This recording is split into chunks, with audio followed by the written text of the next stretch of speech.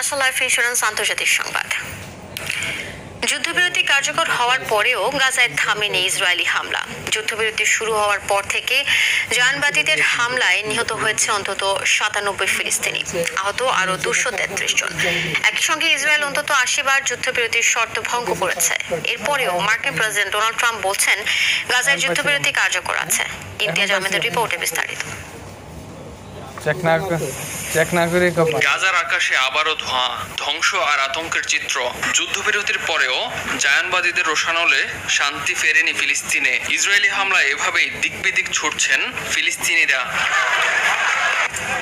Israeli বাহিনীর দাবি Hamas যুদ্ধবিরতি লঙ্ঘন করছে, আর এই অজুহাতে গাজা একের পর এক বিমান হামলা চালাচ্ছে তারা। তবে ফিলিস্তিনের স্বাধীনতাকামী সংগঠন হামাস ইসরায়েলের এসব অভিযোগ ভিত্তিহীন বলে উড়িয়ে দিয়েছে। ফিলিস্তিনের পক্ষ থেকে বলা হয়, ইসরায়েল মানবিক ত্রাণকে অস্ত্র হিসেবে ব্যবহার করছে। এতে গাজার মানুষ খাদ্য ও ঔষধের তীব্র সংকটে আতঙ্কের মধ্যে দিন পার করছে।